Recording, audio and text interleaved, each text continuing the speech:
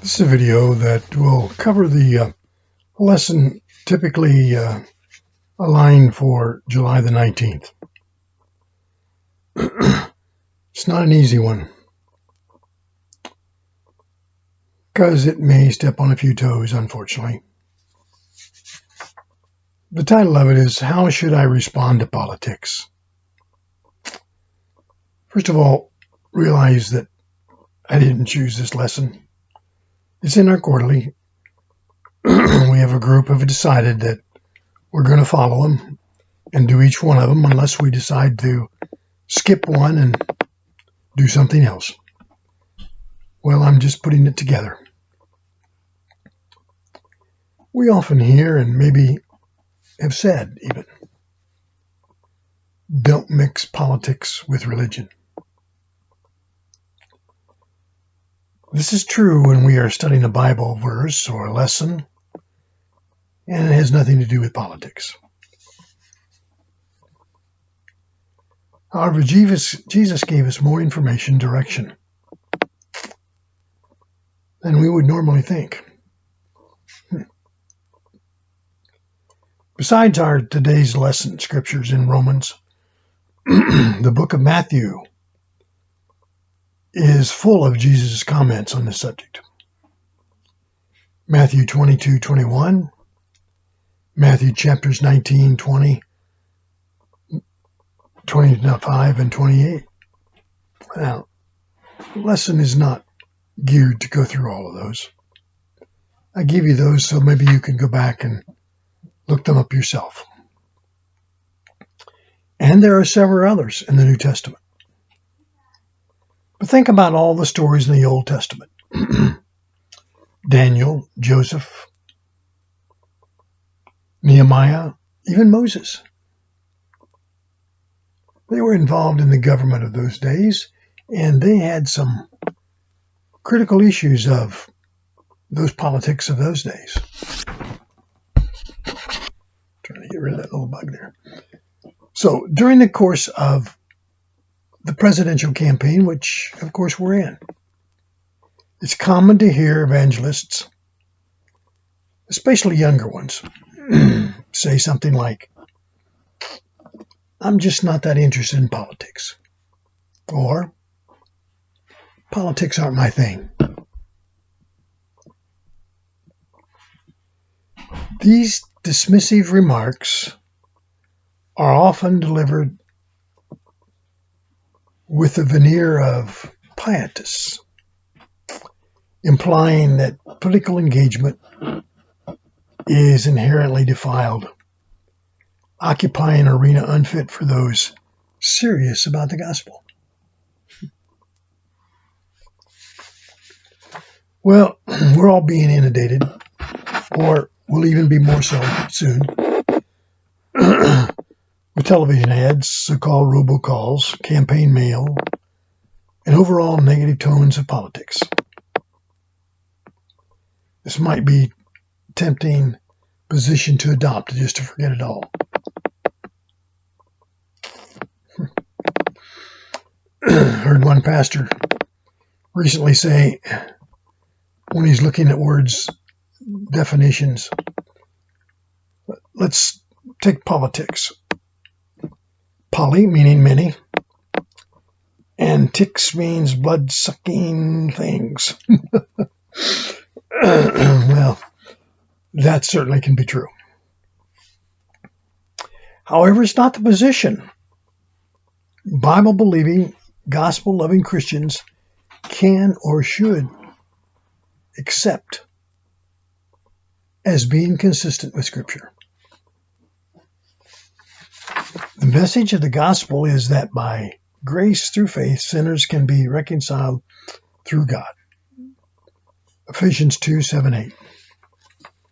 This message essentially transforms individuals and enables them to lead godly lives.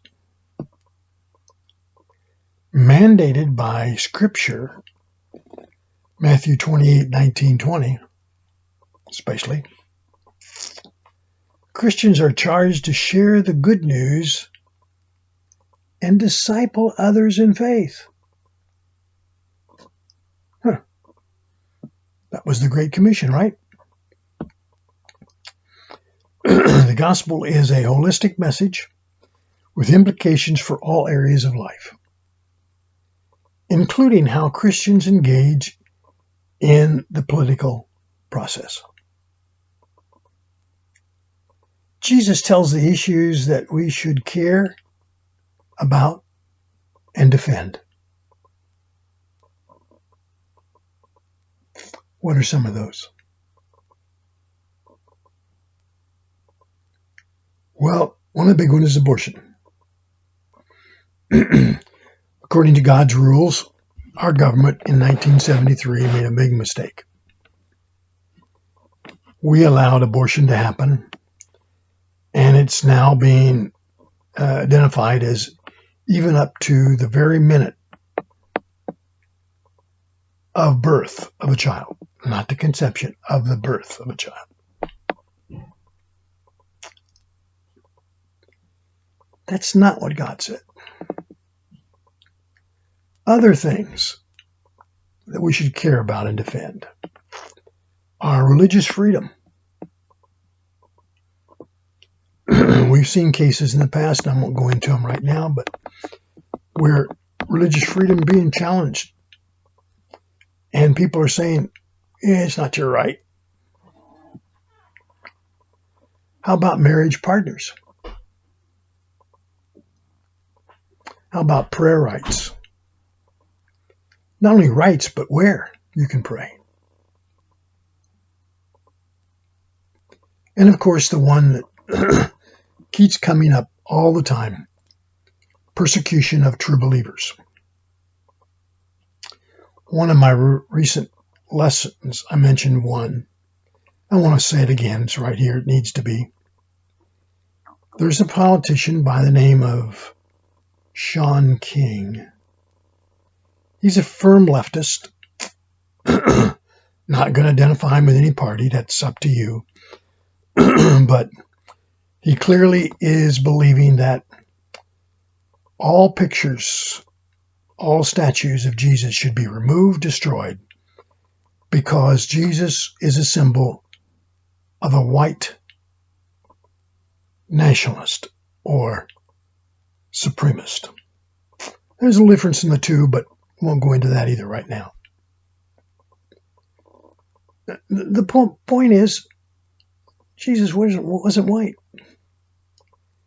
He was from the area of being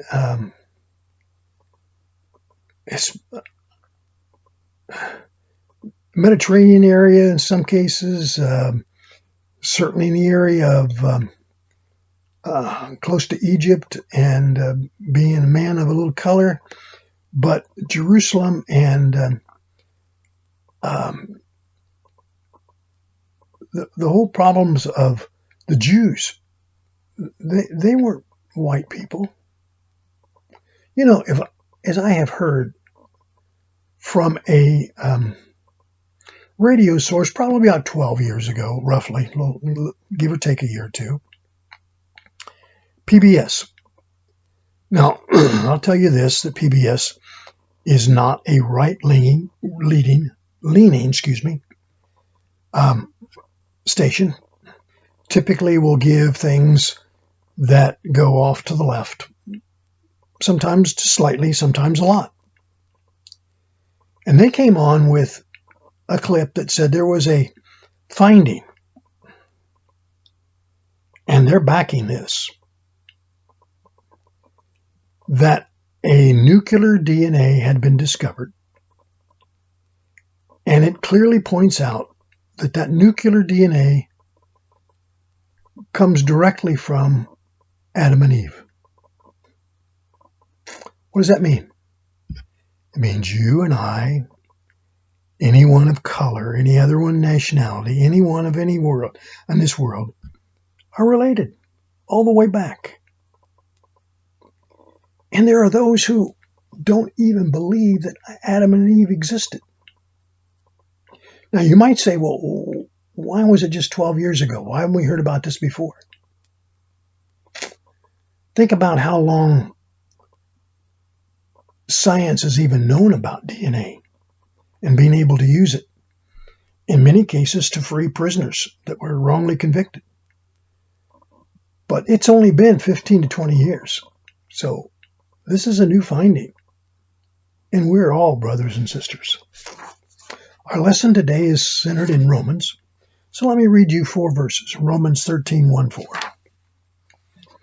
Every person is to be subject to the governing authorities, for there is no authority except God, and those who exist are established by God. Therefore, whoever resists authority has opposed the ordinance of God, and they who have opposed will receive condemnation upon themselves. For rulers are not a cause of fear for good behavior, but for evil. Do you want to have no fear of authority? Do you want what is good? And you will have praise for the same. For it is a minister of God to do to you for good. But if you do what is evil, be afraid, for it does not bear the sword for nothing. For it is a minister of God, an avenger, who brings wrath on the one who practices evil. Romans kind of gets to it, doesn't it? Well, there are 4 reasons that I found in several commentaries, not just one person, several commentaries. And while I could probably come up with some that might be similar, I don't know. But these are 4 that came from the commentaries, and I just want to share them with you. 4 reasons Christians should care about politics. 1. Christians' worldview speaks to all areas of life. What does that mean? Well, Christians' worldview provides a comprehensive understanding of reality, what's going on in the world. It speaks to all areas of life, including political engagement. In fact, the Bible speaks about civil government and provides example of faithful engagement.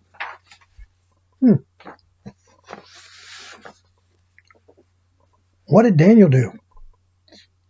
He tried to agree with Nebuchadnezzar wherever he could. But where Nebuchadnezzar went off and was opposed to God, Daniel went off and prayed. And he was persecuted big time, almost killed. 2nd reason, politics are unavoidable. As sojourners and exiles, 1 Peter 2:11, it can be tempting for Christians to adopt a mindset that earthly governing systems are inconsequential to the task of furthering the gospel. But ask a pastor in an underground church or a missionary attempting to access a closed country if politics are inconsequential. Number 3, we need to love our neighbors. When questioned by religious authorities on the law, Jesus explained that loving God with heart and soul and mind was the greatest commandment, Matthew 22:37. He added that the second is primary, was, you should love your neighbor as yourself. Well, followers of Christ are told to love and serve your neighbors. Number 4, good government, not all government, but good government, restrains evil and promotes good. Government derives its authority from God to promote good and restrain evil. Now, the governments that are called by Marxists, communists, socialists, and maybe some of the others close to it, they don't get their authority from God. They try to take control of everything. They try to control everything so that they have the power. And in effect, they want you to worship them. They want no God. but good government will restrain evil. Well, here in Romans, Paul states that every person is to be subject to the governing authorities because God is sovereign. He ordains all governing authorities. He draws the implication if you resist government authority, which God has established, you're opposing God himself, and you're under his judgment. Then Paul explains the purpose of civil government is to protect law-abiding citizens and pursue lawbreakers. And as such, the government is acting as minister of God in avenging wrong. That's law and order, isn't it? But it also says that you're abiding by God's laws and his commandments. Now, Paul lays down several principles. Every person is to be subjective to governing authorities. There is no authority except for God. When Paul says in verse 2 of chapter 13 of Romans that those who disobey governing authority will receive condemnation upon themselves, we should understand him to say primarily he's referring to the judgment that the government brings on lawbreakers and those who cause problems for people the world over. And God is called the avenger who brings wrath upon the person who practices evil. And those expressions do not refer to God's eternal wrath, but his temporal wrath, inflicted by government wrongdoers, so that it can uphold law and order. Thus, because the government is God's minister to inflict punishment on those who do evil, Christians must be in subjection to the government. Well, what about civil disobediences against corrupt governments or bad laws? What about armed rebellion against evil, tyranny governments, or people who want to establish their own little areas and take over areas of the country? These are civil disobediences.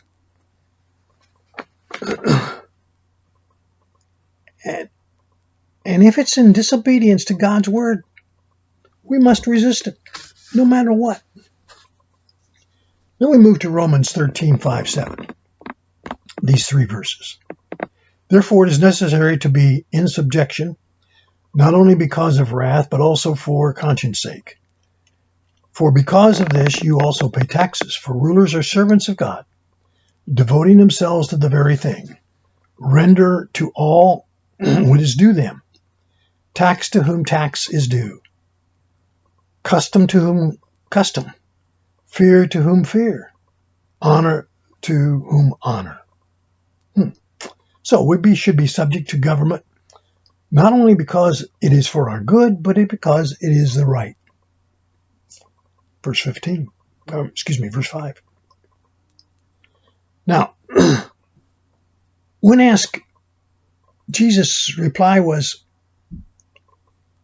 you're ignoring the Jewish law. What do? You're ignoring the Roman law. What are you supposed to do? What was Jesus' famous answer? Render unto Caesar those things which are Caesar's. What's the next word? And. Doesn't say or. It says and. Render unto God those things that are God.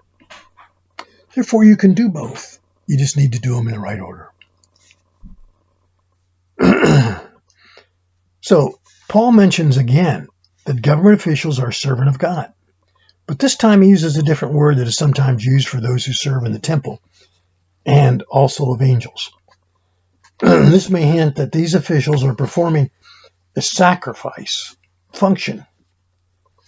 And he's talking about being servants of God. And so he's mentioned that we must be servants that comply.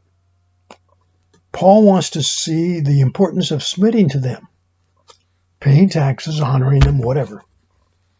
He uses two words for taxes. The first refers to direct taxes paid by subject nations.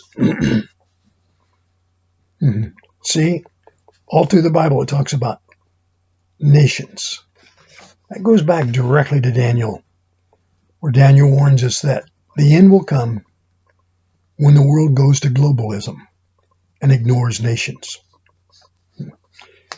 But Jesus always talks about nations. And these are such as property tax or income tax.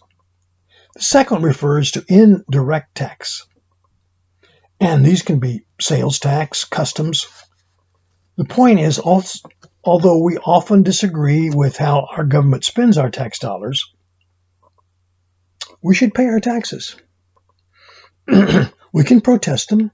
We can vote differently. We can do whatever we feel that's within our rights through proper channels. But we must do it the right way. We see a lot of people tearing down statues. Mentioned about the one who wants to tear down things about Jesus. And that's against the law. All those should be lawbreakers. They should be punished. There are civil ways, constitutional ways, right ways to go about if you want to remove, not destroy, remove some kind of a statue or plaque or whatever. That becomes part of what we do. Now, those people who go out there and they talk about destroying these statues, they say, well, it's the constitutional right. Well, they don't know a thing about the Constitution. They should know that the law and order is number one. And there is a right way and a wrong way of dealing with getting out of statues that you don't like. In fact, many of those people are protesting about certain things, and they'll eliminate the statues of the people who were supporting them in the past because they don't know. They're dumb. Sorry. So fear is another one. We should probably translate respect. And this is what we're missing here in all these things that are going on today. So Paul is not talking about fearing God, but the proper respect to government leaders. John the Baptist confronted Herod, taking his brother's wife. And Jesus called Herod that fox, which refers either to his deception or his destructiveness. Well, get down to it. Our previous president promoted some evil views. Now, this was not my saying. Yeah, it may or may not represent my views. I'll just leave it at that. But there were so many commentaries that said this, that the previous president had evil views on abortion, homosexuality, permitting the suing of people attempting to take their religious rights, including removing prayers from school and offices. And it's right to confront those issues of anybody who wants to promote them. My understanding is that all civil authorities are worthy of respect, but it says that there's a right way and a wrong way to go about trying to reverse it.